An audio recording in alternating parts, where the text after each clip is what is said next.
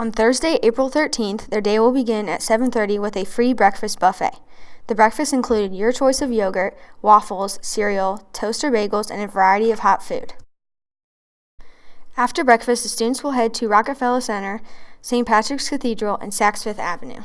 The Rockefeller Center is home to Top of the Rock Observation Deck, NBC Studios, Radio City Music Hall, and much more. It is a must-see. The Top of the Rock Observation Deck is newly opened and has a 360-degree panoramic view from the 70th floor. There have been people that did not want to go to the top of the rock, and that's fine there too. We usually just have a chaperone stay back with them if they're afraid of heights. The elevator ride's pretty sweet. It's a real quick ride up. The ceiling of the elevator is like clear in there. There's like a little bit of a light show when you're going up there though, but that's pretty cool. Rockefeller Center, just kind of be prepared for airport type security when you go up. They'll get your picture taken after you go through security, but Rockefeller Center is pretty cool. You'll be able to see a view of the city from about 1,000 feet up in the air though, and that's one of my favorite things to see in New York though, just kind of being able to see Central Park and down to the lower side of Manhattan because you're kind of in Midtown at that point. The St. Patrick's Cathedral is an enormous 13th century style church. It has a seating capacity of 2,200. Very close to the top of the rock. It's a big Catholic cathedral. It's worth seeing on your way back down Fifth Avenue. Just know if you're going to go in there, just kind of stay quiet. They usually ask for a donation to light a candle for $1 or something like that, but it's just basically a gigantic church. There's a bunch of different places for people to pray and worship and services going on there though, but it's worth taking a look at. At 12, Central Park is awaiting for Fairless students to attend a carriage ride. Central Park has 843 acres and is open 6 a.m. to 1 a.m. daily. After a fun-filled ride, Trump Tower is still open with a cascading wall of water and a Starbucks inside. Right next to Trump Tower is Nike Town. It contains several floors and has just what you're looking for.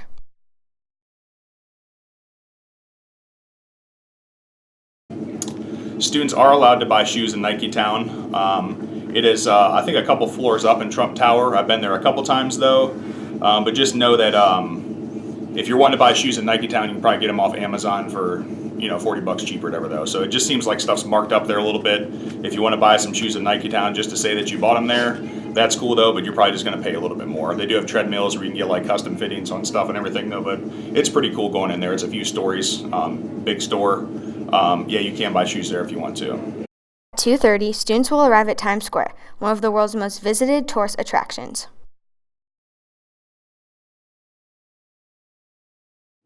Times Square is ridiculously crowded.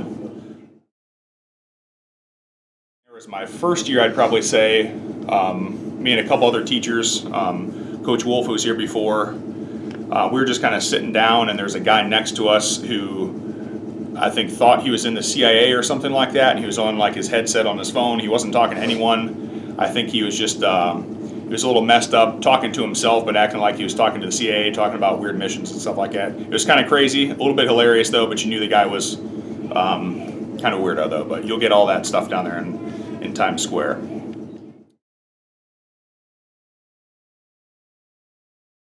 It's basically just a lot of chain restaurants and stuff. There's nothing really authentic there.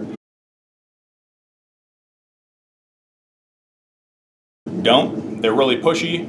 If you do get your picture taken with the character, expect to give them $1 at least though.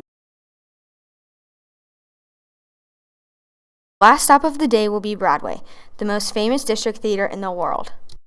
Students will enjoy a performance by James Monroe and Courtney Reed playing Disney's Aladdin. I really like the special effects, the lighting, the set changes and stuff like that there. I do like the Broadway show. I like Rockefeller Center and kind of getting down to Central Park and everything though. So it's I just kind of like having the whole day in New York City. Then we're not on a bus. We can leave the hotel, have breakfast, and kind of have the whole day there though. So I kind of just look forward to the whole day, not being stuck in a bus for 8 hours, getting there or coming back.